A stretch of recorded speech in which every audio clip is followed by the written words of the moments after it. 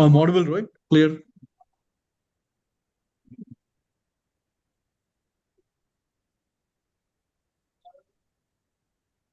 So we are live now? Okay, wonderful. Thank you, Karthik. Yes, sir. Yes, sir. Good day, everyone. Good day, and welcome everyone to another day of the ICS Indian Cartilage Society webinar series. Today, we have a learned person, Dr. Srinivas Thatti, with us. He is going to share his experience of cartilage reconstruction with hydrogels. As we know, there are various methods of cartilage reconstruction or repair, and each one has been competing with the other in outcomes. However, the indications may be different in different methods of treatment. However, it's important to understand and learn the various tricks and methods of treatment. So today we have Dr. Srinivas Thatti talking to us about hydrogels in the management of cartilage injuries. Along with us, we have Dr. Soumya Agarwal and Dr. Karthik Purohit, all of us from the Education Committee of Indian Cartilage Society, bringing you this presentation. Over to Dr. Soumya. Yes, sir. So, good evening, everyone. So we are continuing with us. We have Dr. Srinivas Thatti, sir, who is currently director and head department orthopedics and trauma, and he is senior consultant orthopedic surgeon at AIG Hospitals, Gachibowli, Hyderabad. And his special interest is in primary and revision arthroplasty, hip, knee, and ankle arthroscopy, and sports medicine, and obviously cartilage regenerative procedures and orthobiologics and complex trauma. So over to Dr. Srinivas Thatti, sir. So please continue with your slides. Thank you very much, Dr. Sasinder and Soumya. And it's a pleasure to be here with the ICS webinar. And without much ado, we'll go into the talk. So chondral lesions are something which have a significant impact on how the joint is preserved. And unfortunately, as joint preservation surgeons we are called, we still don't have a definitive answer on how we can treat these lesions. I had experience with a lot of different methods of the treatment, but now I stuck on to a simple hydrogel, which is much easy to apply, and the results are fairly comparable. So my talk will be a simple introduction to the hydrogel chondro filler I'm using, the indications, our experience in our pilot study and the cohort study we are doing, and review of literature of other hydrogels used. So Walton et al. Have looked at the incidence of chondral lesions when we're doing arthroscopies. Almost 61 to 63% of the arthroscopies have chondral lesions. Among them, you have around 20% of them have grade 4 lesions in the joints. And when you look at the associated lesions, most of them had medial meniscal tears, and mostly these are over 40 years old. And younger patients with chondral injuries, we see in ACL tears. The common indications for treatment of cartilage lesions or chondral injuries are outer bridge stage 3 or 4 lesions in younger patients who are very symptomatic and who have failed non-operative measurements. And those who are undergoing treatment for meniscal injury or ACL, you find a chondral lesion, there also you can use the hydrogels. Surgical intervention comes into picture depending on various factors, patient factors, depending on the size of the lesion, the location of the lesion. Most of the lesions we see are in the medial femoral, and lesions on the patella are more difficult, particularly those who have instability associated chondral defects in the patella. And certainly you have to correct the instability and then you treat the chondral lesion at the same time. Similarly with the ACL injuries, when they have large chondral defect, almost 10% of the ACL injuries can have chondral defects. So these can also be treated so that the patient will not be symptomatic in spite of doing the ACL stabilization. So Primary aim is to restore the joint function and also mitigate the long-term joint degeneration in this group of patients. John Hunter in 1743, way back, said that cartilage injury is a troublesome thing and once injured is seldom repaired. And we know the reasons why cartilage doesn't heal, as it is avascular, alymphatic, aneural, and it undergoes significant shear forces. And because particularly in the weight-bearing joint like knee and the hip or the ankle, the loading on the cartilage is significantly high. This creates the ischemic changes as well as the cellular content, particularly the chondrocyte content, is low as the age goes up. So it is the inherent inability of the cartilage which makes it difficult to either repair or regenerate. That's where it's a big challenge to treat these lesions. What are the different methods we have which we can use? I have done microfracture, debridement, chondroplasty, OATS, structural auto and allograft, and all these manual techniques, but still the results, the functional outcomes are not as good. But the cellular methods which are used like AC and MACI, they have given some amount of benefit. However, the recent orthobiologic usage along with the cellulars have not shown much of improvement. I did use the PRP, MSCs, and BMAC along with for these chondral lesions, but I haven't seen much of a difference. So I have moved on to simple, readily available material like hydrogel, which is collagen based. When we look at the mechanism of action of these different methodology we use, of course, microfracture will allow the bone marrow stimulation, allows the stem cells to come into the lesion and slowly form the fibrocartilage. And cartilage regeneration, we can use the ACI, autologous chondrocyte implantation, or MACI, where you can use the chondrocytes into a matrix and then inject into the defect, or AMIC for chondrogenesis. However, these need a two-stage surgeries. That's what is the biggest drawback of these.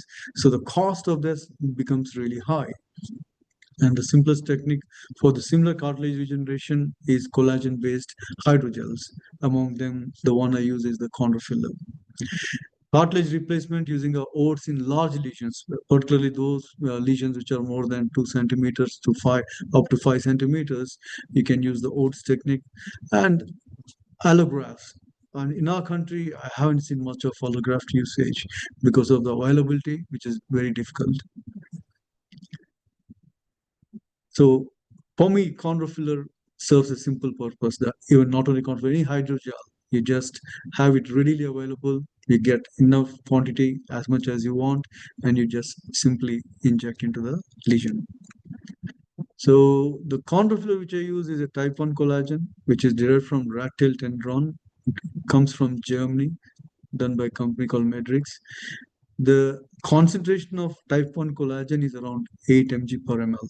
So each small vial, which comes as a double-loaded syringe, should be stored at -20 degrees Celsius. And at the time of usage, you have to make it to room temperature before you inject. And you get it as a 2 ml to 8 ml syringes. So the main mechanism of action is once we inject the gel into the defect, the chondrocytes migrate from the surrounding tissue, and then they slowly start forming the articular cartilage.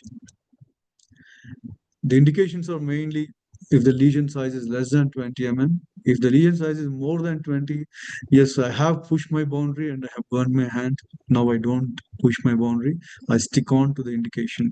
So isolated chondral lesions, or if there are any associated lesions like meniscal injuries or ACL, or even in patellar subluxations or dislocations also, you can use them. It is contraindicated if they have known allergies, large defects more than 20 millimeters square, if there are severe established OA changes, or inflammatory or infective conditions. And certainly post-surgery, all the patients had to be non-weight bearing for at least 6 weeks. So the patient has to be compliant for this procedure.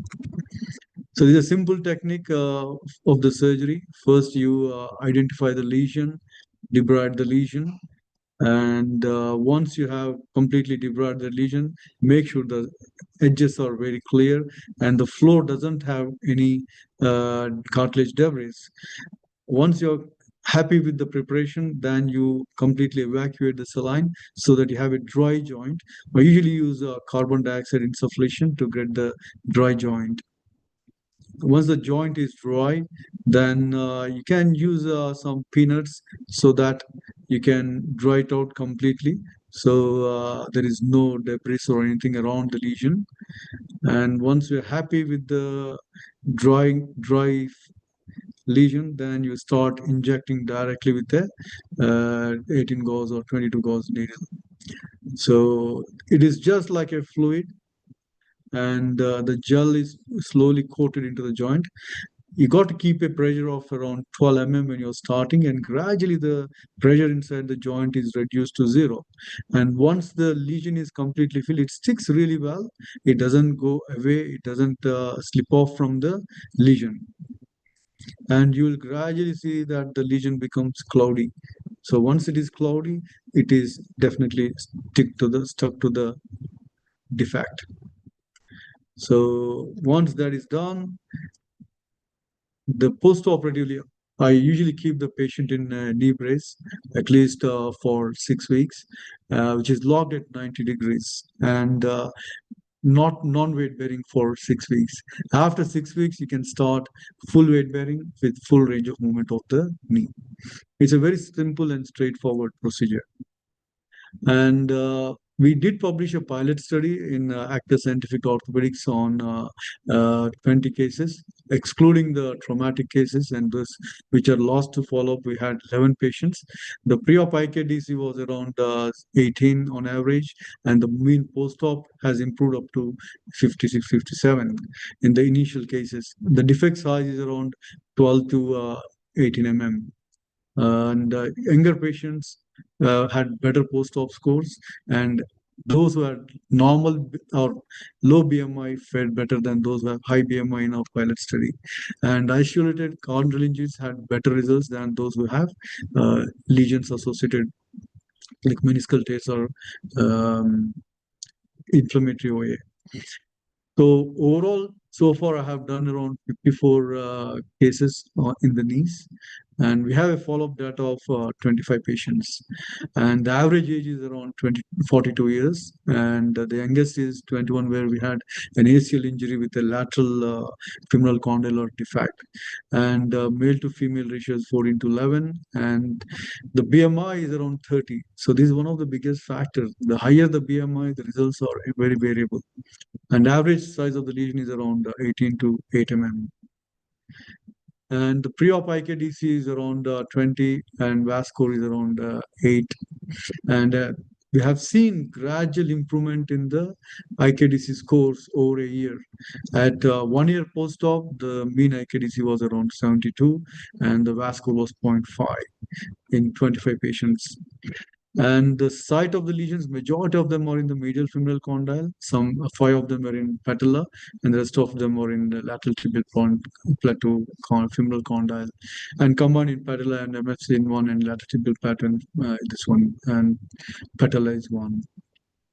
11 of them have isolated chondral lesions. They had better IKDC scores than when there is a meniscal injury, or particularly root repairs are better than the meniscal injuries. And one patient who had ACL revision surgery, I had to use in that patient in a lateral femoral condyle. When we looked at the functional outcomes on BMI, those who had higher BMI certainly has low scores. But at 1 year post-op, interestingly, those who had normal BMI also had a bit lower score compared to those who are overweight category. And most of these, when you look at the study, when we looked at the patient population, most of them who have isolated lesions were in the obese group, and those who had ACL and meniscal debridement were in the normal group. group, and the overweight group had more isolated and meniscal repair group. So those who had retained meniscus definitely had better outcome than when there is a meniscal debridement. So my understanding, I mean, my experience from all these studies is you need to have a good meniscus for good functioning of this hydrogel. When you look at the age factors, again, the younger age patients had bigger lesions, and at the same time, their results were much better compared to the elderly who had degenerative lesions. So this is a case example at 1 year, the MRI of a young patient who had a chondral lesion on the medial femoral condyle, which you can clearly see as a defect, chondral defect. And the bottom image does show that you can see this area where the chondral defect is filled with the articular cartilage. And this patient is one of them who has done really well.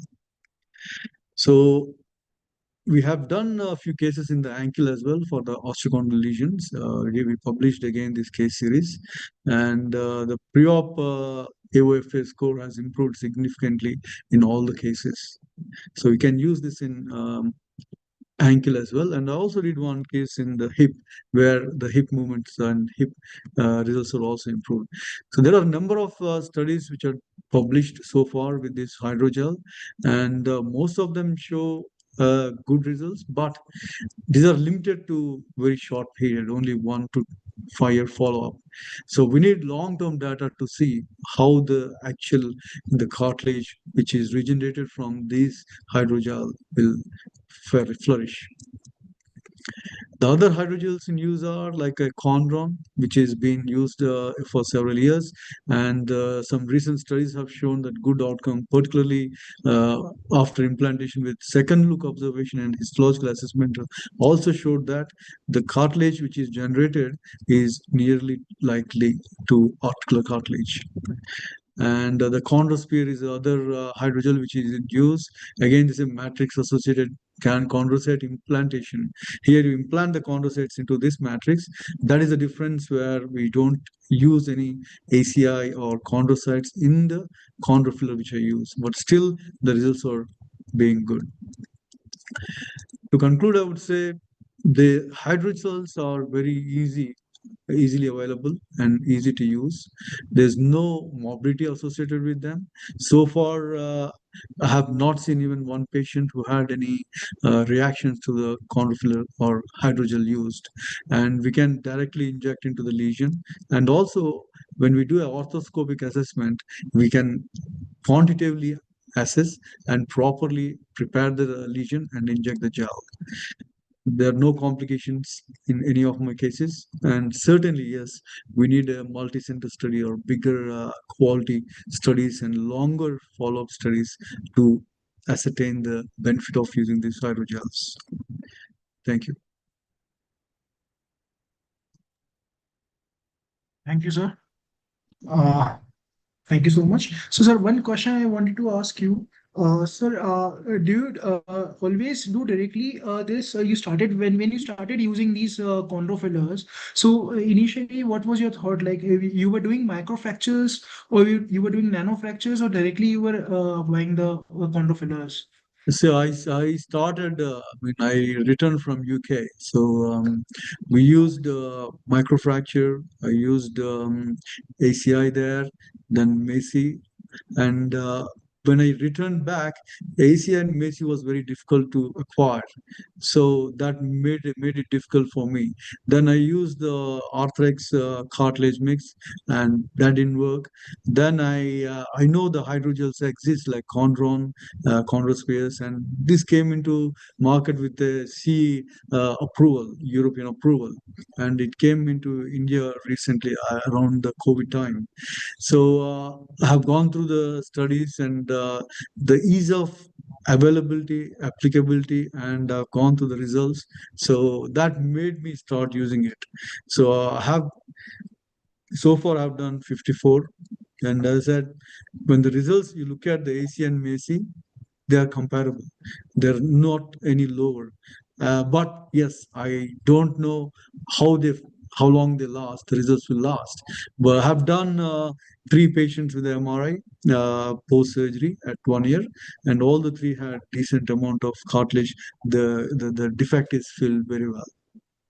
So, sir, was there any active sports person or any sports player in whom you have tried this?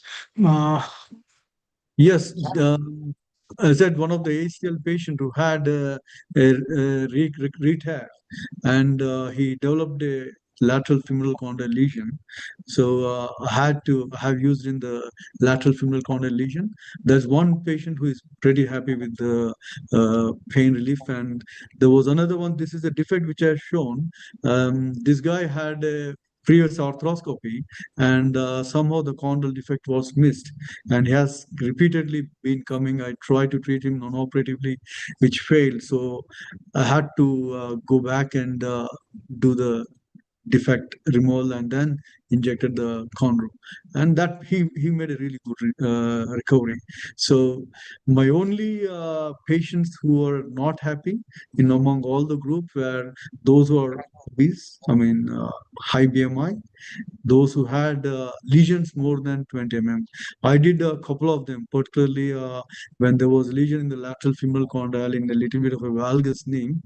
I know that it pays, but because of the logistics, I had to do the procedure and I burned my hand. I had to apologize because it didn't give any relief at all. So the lesion size is important. Multiple factors here: the location of the lesion, size of the lesion, the whether the patient has high BMI or normal BMI. All these factors are important. And certainly those who had gross deformities, I don't even offer them. I would treat them only when they don't have any deformity, when they don't have any stiffness in the joint. If they had a stiffness in the joint, with all the experience we the cartilage regenerative procedures, they fail.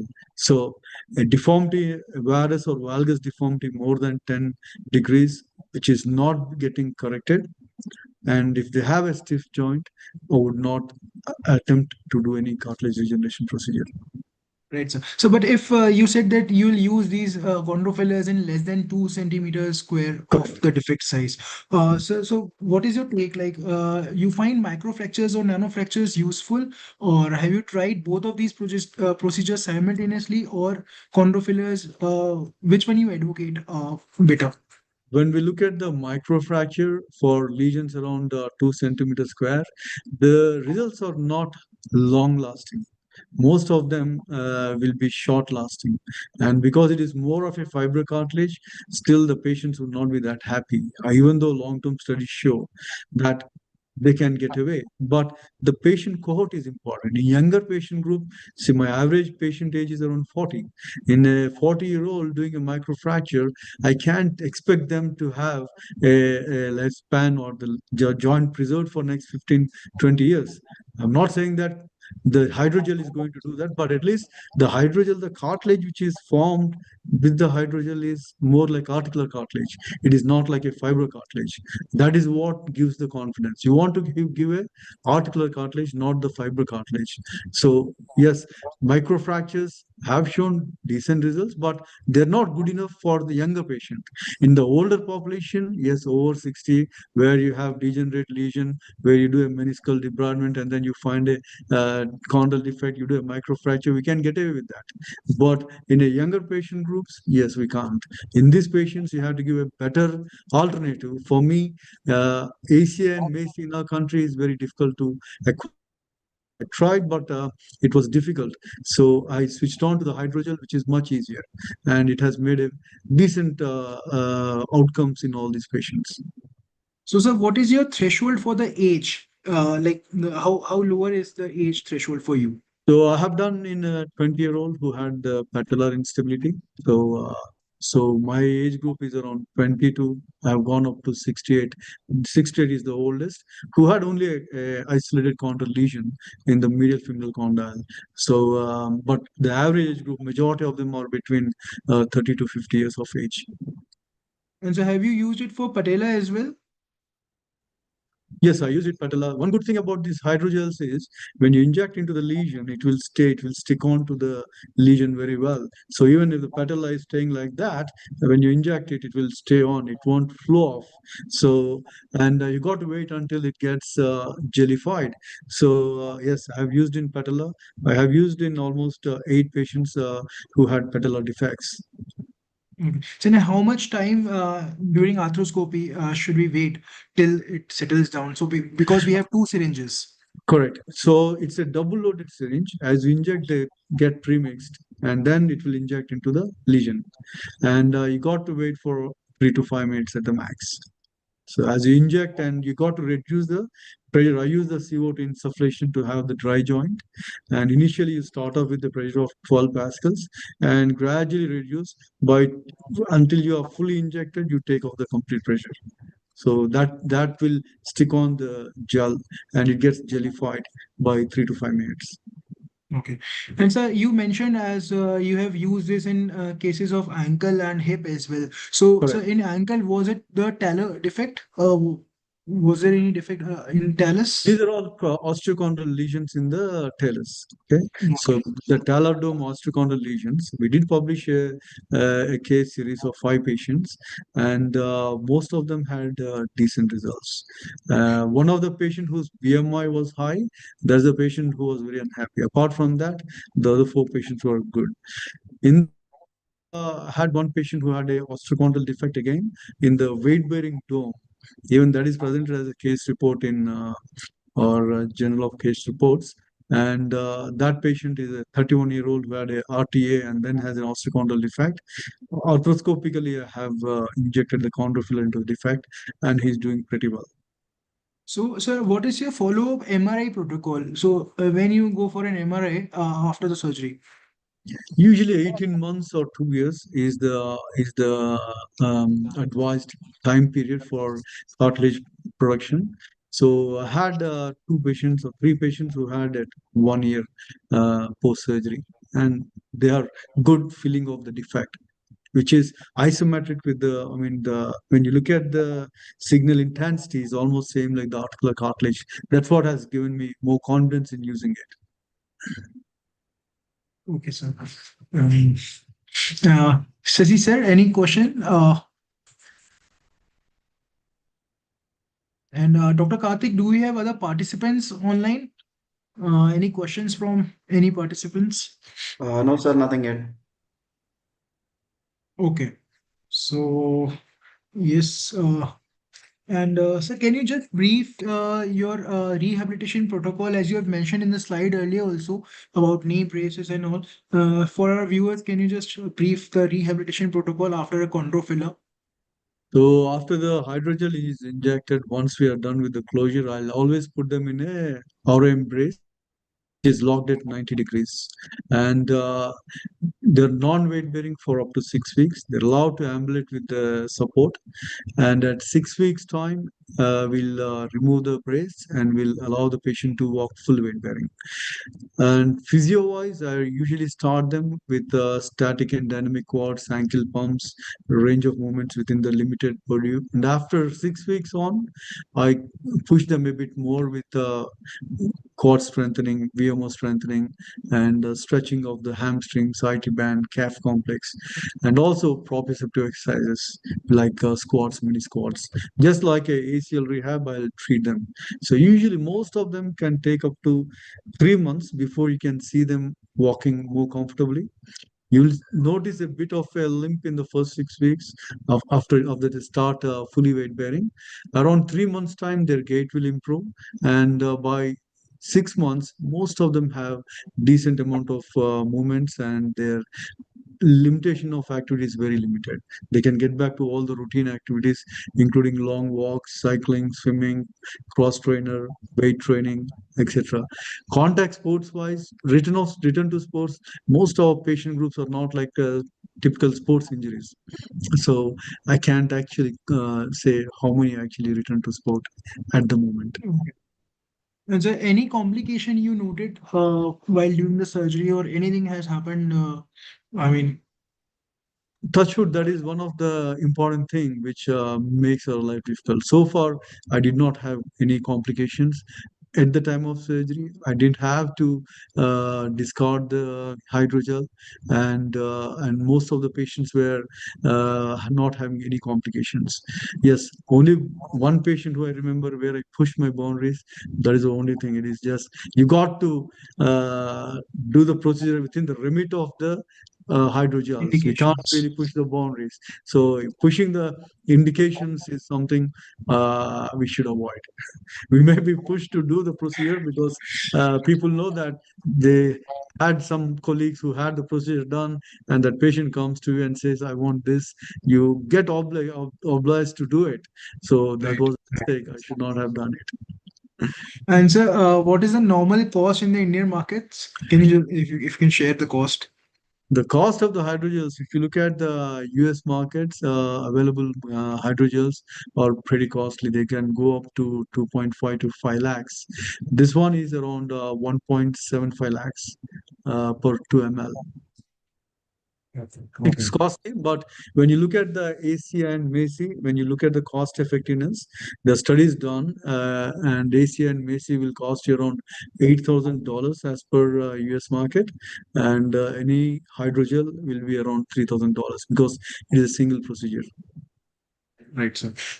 Okay, sir. Thank you so much, sir, for sharing your insights and inputs on chondro fillers and showing us the various cases you have done and various studies you have published. Thank you so much, sir. Thank you, Srinivas, sir. And thank you, Sasi, sir, and Dr. Karthik for joining us. And Dr. Karthik, you can give vote of thanks. Yes, sir. So, very good talk, sir. Excellent talk. You put up great points, and I think our viewers will learn a lot from this talk. Thank you so much for joining, sir, and giving us your time.